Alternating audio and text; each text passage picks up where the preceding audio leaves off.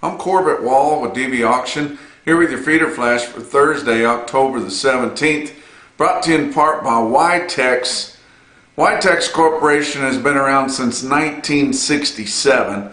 They provide excellence in animal health, including but not limited to all-American ID tags for all classes of livestock, including both 1- and 2-piece ear tags. For more information, go to y-tex.com. Wheat country moisture, it's in the forecast for the end of this week and maybe over the weekend. And folks in southwest Kansas are all up in Kansas, all through Kansas, western Oklahoma, Texas Panhandle, Oklahoma Panhandle, getting excited about the thought of maybe getting some moisture. Has not been a drop around since they dusted that wheat in, and boy, it would sure help. Now there was enough deep moisture there that most of even your dry land is up just a little. You can see it. There's kind of a green across the horizon there, a green hue, if you will. But of course your irrigated wheat looks fantastic. But man, if this moisture that they're calling for is realized in a good hunk of the hard red winter wheat country, it will make these light calves get even higher. And you guys thought, man, they're getting crazy high already. They're high 3 week, or your calves weighing up in the threes quite a ways, close to 4, bringing $4 a pound. Your goes weighing over 4.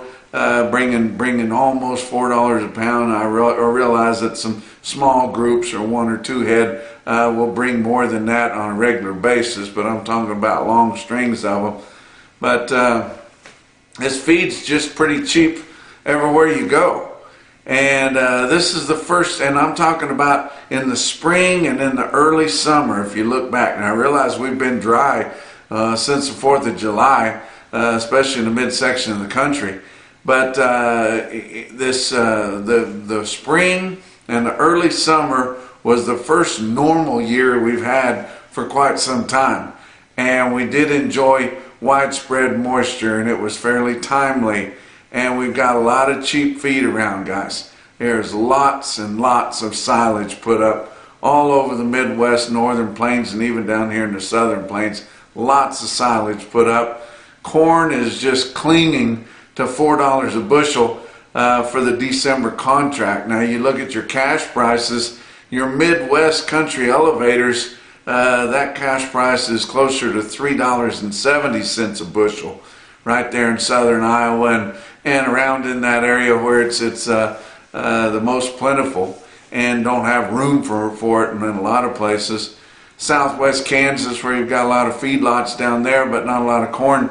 That corn there, cash price is about $4 1/4 a bushel, and you come down into the Texas Panhandle here, and your cash price on corn is about $4.80 a bushel. So you can figure your cost of gains according to those corn prices there. But and of course, there's a lot of gluten products and distillers there that will cheapen it up even more. But these farmer feeders are looking at cost of gains under 90 cents a pound. When that pound is worth in the upper 180s, you can spend a lot on yearlings and cheapen them back up, especially if you take them to heavy weights when you're feeding them out.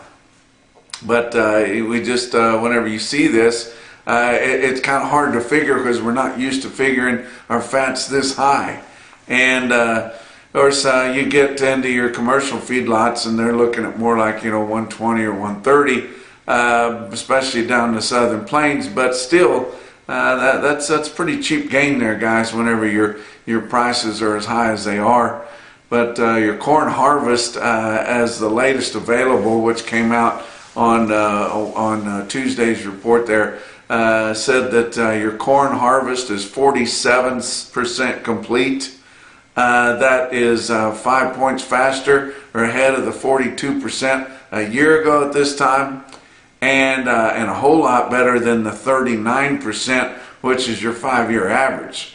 So nearly, or probably by now, half done with corn harvest here. Your bean harvest is even further along, 67% complete compared to 57% a year ago and only 51% for the 5-year average. So we're getting on through here with our harvest, and we're getting some pretty impressive yields. And of course it was pretty dry as they was putting it up. That saves a lot of money drying it. It helps with your storage there. Hay is plentiful in a lot of areas, and especially out west, especially in areas in the northern plains where they have gotten short of hay. They put a lot of hay up in places like Missouri. Of course, that's fescue hay, and there's better stuff, but it's pretty dang good stuff when there's snow on the ground. But those round bales of hay are not worth a whole lot, but they are pretty handy, and it just puts cattle producers peace of mind whenever they go into the late fall and winter, having plenty of hay around.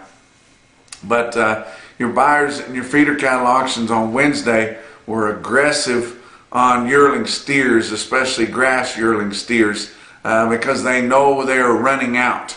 We still got a lot of calves to go, and a lot of big calves to go. But these green grass yearling steers, the grass has been played out, and they've still been running out there, just eating what was left. But we're just about done with grass steers, guys. And you can see it by the way these buyers are going after them. We had a huge Wednesday as far as feeder cattle auctions. I mean, big sales, top to bottom, coast to coast. I think, as I pulled it through Cattle Market Central, we get so many sales, over 250 sales, pumping information into that. It was just amazing how many markets, and markets that you don't see all the time, that are just seasonal, having big runs and impressive quotes everywhere. So it's a good day for sale barns, and I hope we continue to have active trade in your sale barns, because that's your true price discovery right there. That's why we struggle so much on our fat cattle arena, because we just don't have enough auctions on our fat cattle, and the direct trade is mostly covered up with formula sales. We don't really get to see what they're worth, and it's hurting the leverage that the cattle feeders have in your fat cattle arena. And it was the demise of the hogs, it was the demise of the chickens, and eventually it will be the demise of your commercial cattle if we continue to go that route. Let's talk about your board on Wednesday. October live cattle futures up 32 cents at 187.05. December up 7 cents at 186.60. Your back months on live cattle down 42 cents to down 82. So it was just the spot months that were higher, and they weren't much higher, but all the rest of them down. October feeder cattle down 42 cents at 246.10. That's about a $3-4 discount now to your index levels, because they've continued to go up as buyers have continued to buy yearlings a little bit higher every day. But your spot October feeder cattle has come down. That will have to start getting straightened up with your index levels here just pretty quick, as we're in the second half of October. November down 97 cents at 245.50. Your back months on feeder cattle down 62 to down 92. It did not scare anybody that was buying calves or feeder cattle in your sales on Wednesday. December corn was up 3.5 cents a bushel at 404 3/4. November beans down 11 cents at 9.80 a bushel. Kansas City hard red winter wheat for December up 5 3/4 cents at 5.88 3/4. Fat cattle trade, we still haven't seen anything to speak of on a direct basis out of your 5-area feeding region. We did see about 200 head confirmed sales in Iowa. They've had about 600 for the week, which is absolutely nothing, but a few sales in Iowa live at 186.50. That gives us no direction at all, pretty close to last week's price range there. And I'm not sure if your feedlots are going to be happy with steady money for fat cattle this week. They've been watching the box beef cutout values gain a big ground every single day, so they probably think that your packers could maybe lend a little bit of that support their way on the fat cattle price there. Nebraska hasn't sold, didn't sell a soul on Wednesday, and they've sold about 450 head for the week. So Kansas and Texas have not sold a hoof at all. A couple of fat cattle auctions where we can find a market. Sioux Falls Regional Livestock in Worthing, South Dakota had about 1,200 head of slaughter cattle, including their cows and bulls. Conventional fat cattle at Sioux Falls Regional sold from 182 to 189. Program cattle from 182 to 189.50. We haven't seen a big premium for non-implanted or drug-free cattle here the last few weeks. Glacial Lakes Livestock in Watertown, South Dakota had about 500 head of slaughter cattle there. The conventional cattle sold a buck higher from 184 to 190. The program cattle sell from 187 to 190, so like I said, not a big premium there. They sold fed cows from 136 to 141 in Watertown on Wednesday. Box beef cutout values gained a big ground again, especially on the choice. And we're seeing holiday demand, so you got to be thinking about that. But choice cuts on Wednesday afternoon were $2.30 higher at $319.13, getting up there now.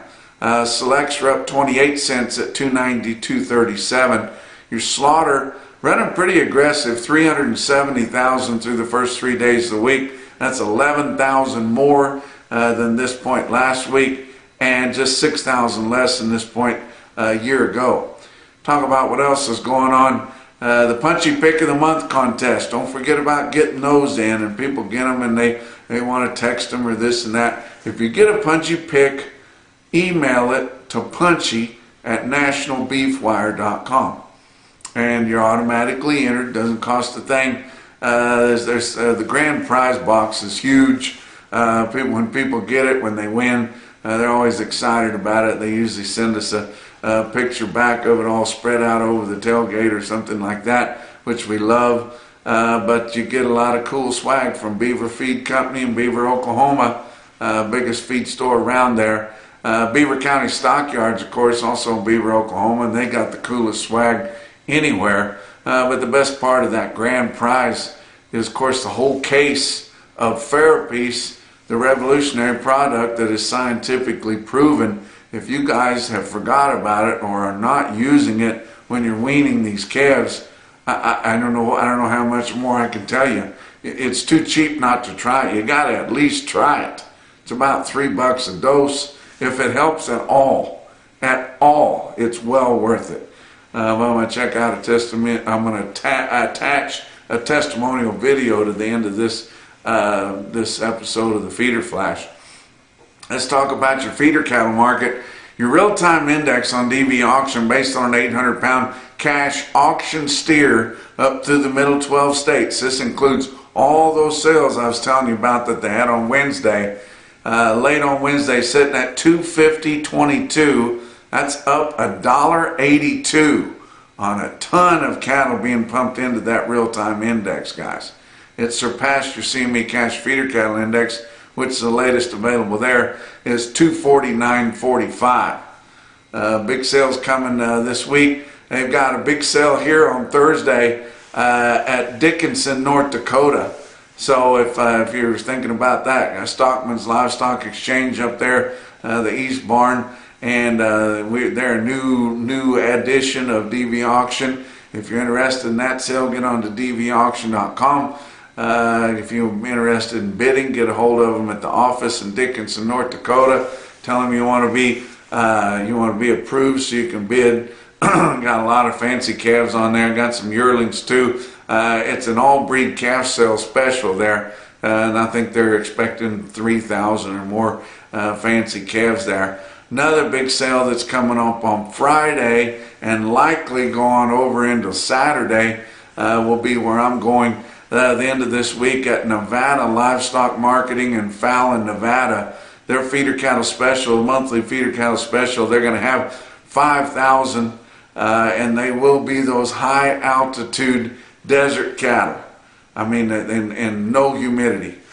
So if you're tired of getting cattle that's been raised up in high humidity, no altitude, and they're still loving up to their mother. You might want to try some of these cattle that are raised up where it's really dry. The mothers got sick of them a long time ago, and they're high altitude guys. When the cold weather breaks, it won't bother them a bit. But got a lot of nice cattle on there. Some of the best consignments we get at Fallon, Nevada, at Nevada Livestock Marketing. You got to check them out. We're going to have sale start at noon Pacific, or about 2 o'clock in the afternoon Central. We'll probably start selling some small bunches and odds before that on Friday. Sell all day Friday, and likely we'll still have some more to sell on Saturday because we got a lot of cattle to come in yet. But check them out on DVAuction.com. Will be somebody there taking those bids, not just blasted to the auctioneer, but they will be collecting those bids, and you'll be able to confer with the guy taking those bids there for DV Auction. Let's talk about your big sales on Wednesday.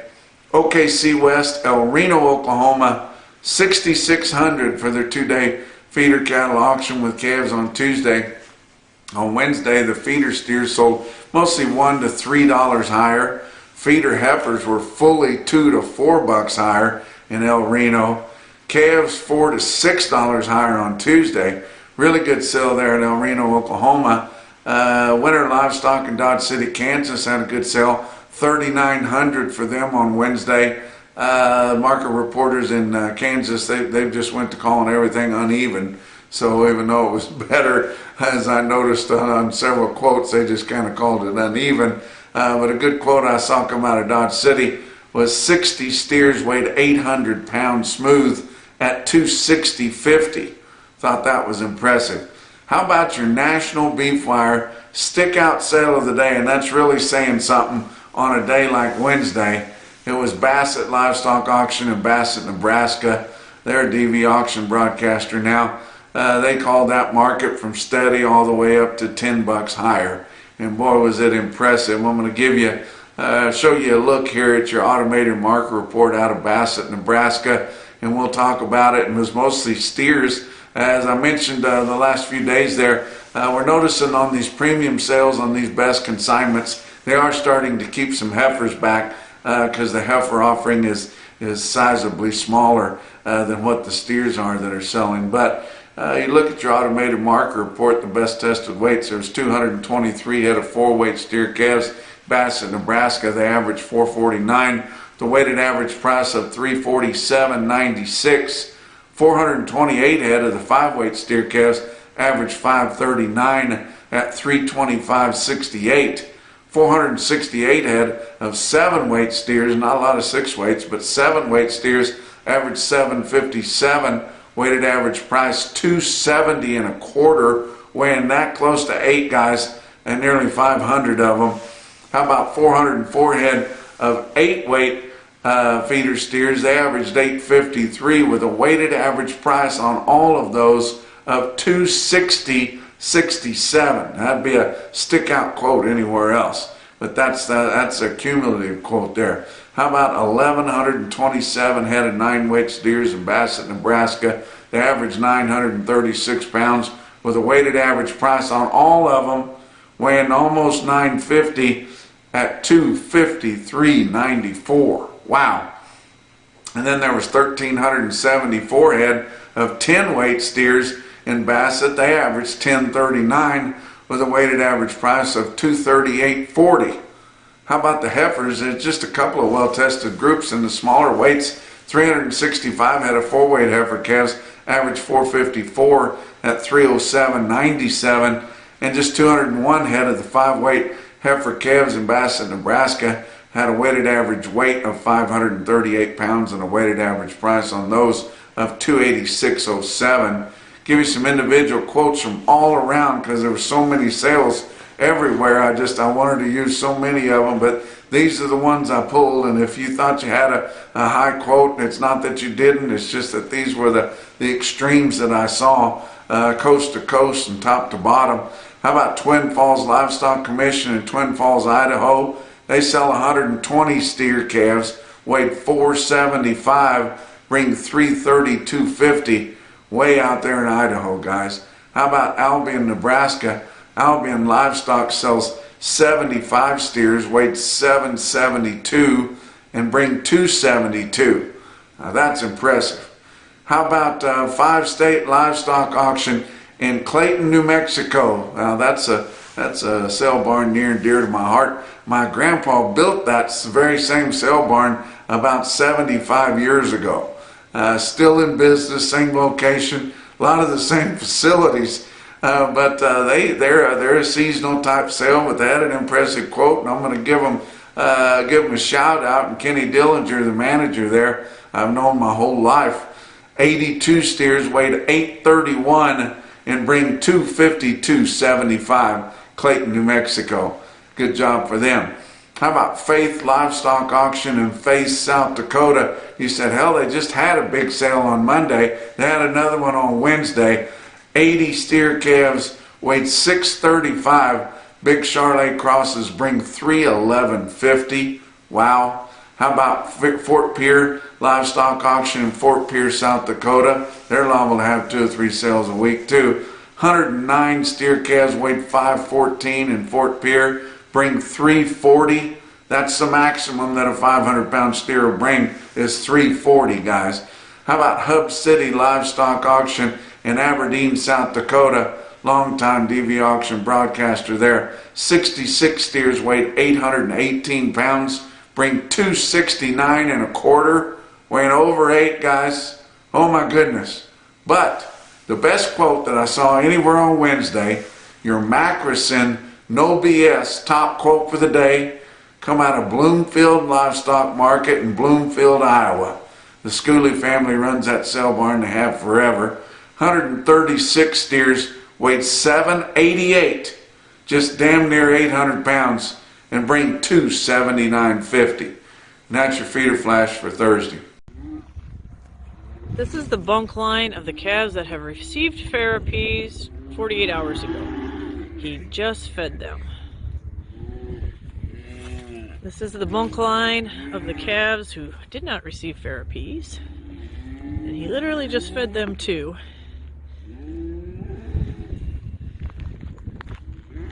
And they finally have just come up to bunk.